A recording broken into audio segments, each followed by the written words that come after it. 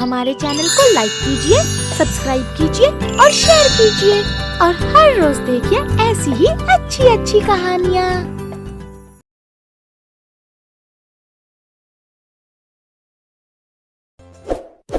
इस वीडियो को लाइक करें, हमारे चैनल को सब्सक्राइब कर बेल आइकन जरूर प्रेस करें।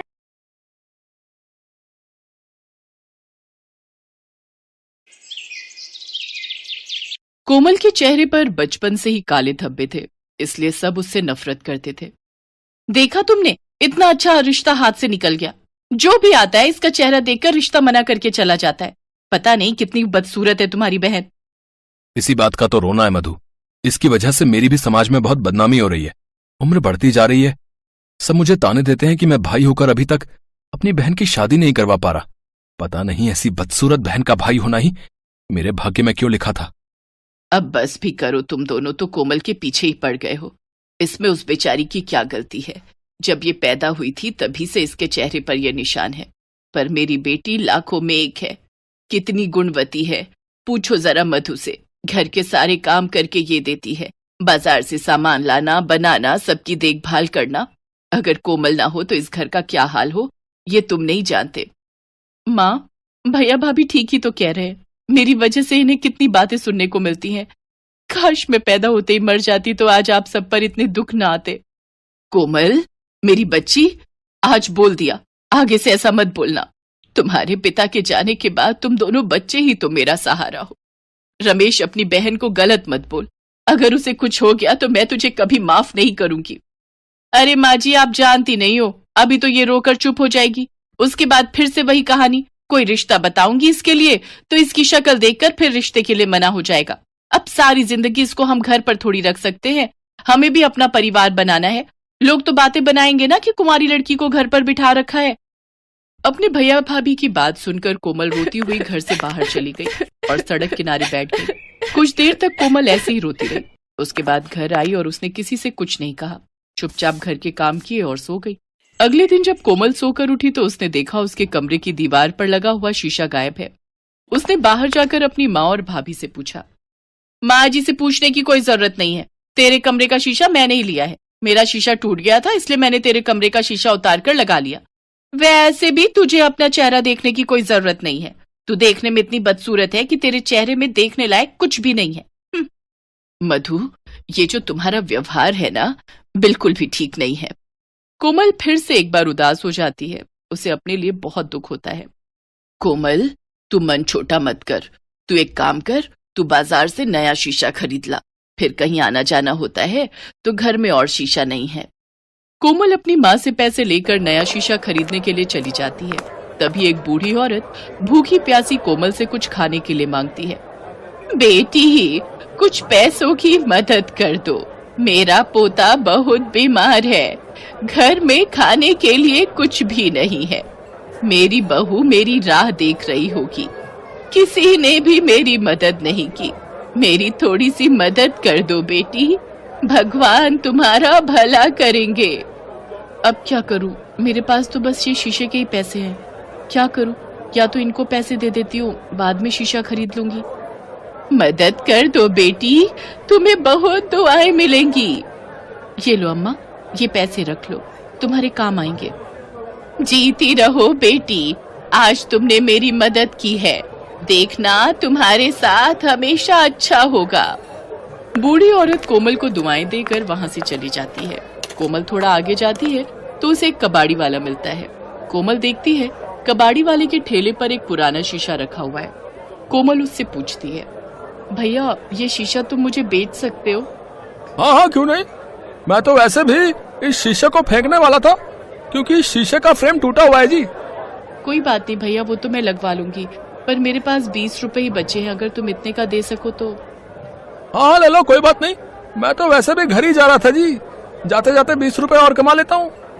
कबाड़ी वाला कोमल को वो शीशा दे देता है। कोमल रास्ते में शीशा दुकान पर बनने के लिए दे देती है और अगले दिन वो नया फ्रेम लगवा कर शीशा घर ले आती है। अगले दिन नहा धोकर जब कोमल शीशे में अपना चेहरा देखती है तो उस शीशे में से एक चमक निकलती हुई दिखाई देती है और देखते ही देखते कोमल बहुत ही सुंदर दिखने लगती है। उसके सारे दाग धब्बे गायब हो गए थे। कोमल हैरान रह जाती है। तभी शीशे में से आवाज आती है, मैं एक चमत्कारी शीशा हूं। मुझ में ऐसी शक्ति है कि मैं किसी को भी खूबसूरत बना सकता हूं। मैंने तुम्हें भी खूबसूरत बना दिया। मैं जानता हूं कि तुम बहुत अच्छे स्वभाव की हो और मैं उन्हीं की मदद करता हूं जो दूसरों की मदद करता है। मैं पहले एक जादूगर के घर पर इस्तेमाल होता था। जब मैं टूट गया तो उस जादूगर ने मुझे कबाड़ी वाले को बेच दिया। उसी जादूगर की कुछ शक्तियां मुझ में भी आ गईं। और जब मैंने देखा कि तुम अपने रूप को लेकर बहुत दुखी हो तो मैंने तुम्हें खूबसूरत बना दिया। हाँ, मैं तो सचमुच बहुत सुंदर हो गई हूँ। माँ देखो, ये चमत्कारी शीशा है, इसने मुझे सुंदर बना दिया। ये तो सच में चमत्कार हो गया। कोमल, तू कितनी सुंदर हो गई है। अच्छा, तो ये चमत्कारी शीशा है। वाह कोमल, तेरी तो किस्मत ही बदल गई। तू तो बहुत सुंदर हो गई। चलो अच्छा है, अब इसके लिए अच्छे घर के रिश्ते भी मिल जाएंगे। हाँ, ये तूने सही बात कही। अब हम कोमल के लिए कोई अच्छा रिश्ता ढूंढ लेंगे। एक दिन कोमल को बहुत बड़े घर का रिश्ता मिल गया। वो लोग बहुत पैसे वाले थे। लड़के की माँ अपने बेटे और बेटी के साथ कोमल को देखने के लिए पहुंची। लड़के ने कोमल को देखते ही पसंद कर लिया और दोनों के रिश्ते की बात हो गई। हमें आपकी कोमल बहुत पसंद है। वैसे तो हम अपनी गरिमा की शादी पहले करना चाहते थे, पर गरिमा के चेहरे पर ये निशान है जिसे देखकर कोई भी लड़का रिश्ते के लिए हाँ नहीं कहता है। इसी कारण हम अपने बेटे की शादी पहले कर रहे हैं। आप चिंता मत कीजिए, मेरे पास एक चमत्कारी शीशा है जिसमें देखने से गरिमा बहुत सुंदर हो जाएगी। आओ गरिमा, मेरे साथ आओ। कोमल गरिमा को अपने साथ कमरे में ले जाती है और उसे शीशे में देखने के लिए कहती है। गरिमा जैसे ही शीशे में देखती है वो बहुत सुंदर हो जाती है। सब लोग बहुत खुश होते हैं कि गरिमा कितनी सुंदर हो गई। कोमल की शादी पक्की हो जाती है। शादी का दिन नजदीक आ जाता है। कोमल का रिश्ता इतने बड़े घर में जुड़ता देख उसकी भाभी ईर्ष्या से भर जाती है और उस शीशे को जानबूझकर तोड़ देती है। शीशा टूटते ही कोमल फिर से अपने रूप में आ जाती है। पर यह क्या, कोमल के साथ साथ मधु भी बदसूरत हो जाती है और उसके चेहरे पर दाग धब्बे हो जाते हैं। मधु घबरा जाती है। ये मुझे क्या हुआ? मेरा रूप रंग कहाँ गया? मैं बदसूरत कैसे हो गई? मैं तो कोमल से भी ज्यादा बदसूरत हो गई। ये सब तेरी करनी का फल है। तूने जानबूझकर वो शीशा तोड़ा है ना, इसीलिए तुझे उसकी सजा मिली है। मेरी बेटी की आज शादी है और तूने मेरी बेटी की शादी तोड़वाने के लिए शीशे को तोड़ दिया। तू इतना ईर्ष्या से भर गई। मधु माँ ठीक कह रही है। मैं तो चाहता था कि कोमल की शादी हो जाए। मैं बहुत खुश था, पर तुमने तो सारी हदें ही पार कर दी। तुमने उस शीशे को तोड़ दिया जिसकी वजह से मेरी बहन सुंदर बनी थी। जादुई शीशा, भले ही तुम्हारे टुकड़े हो गए हैं, पर मैं जानती हूँ कि तुम मुझे सुन सकते हो। मेरी भाभी को ठीक कर दो। हाँ, मैं तुम्हें सुन सकता हूँ। मेरा जादू खत्म होने से पहले मैं तुम्हारी भाभी को ठीक कर सकता हूँ, पर इसके लिए तुम्हें अपनी सुंदरता का बलिदान देना होगा।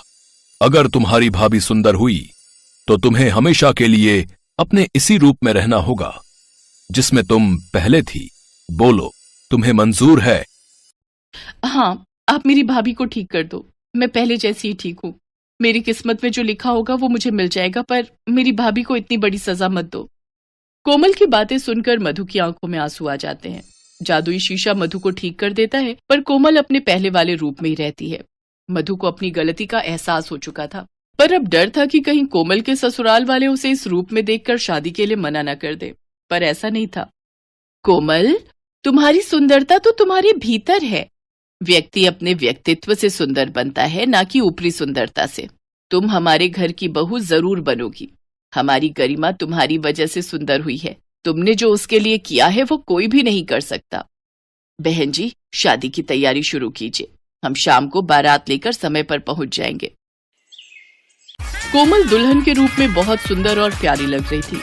ये सुंदरता उसकी अपनी खुद की पहचान थी, जो उसके व्यक्तित्व को और निखार रही थी। कोमल अपने माँ और भाई भाभी के गले लगकर खुशी खुशी अपने ससुराल विदा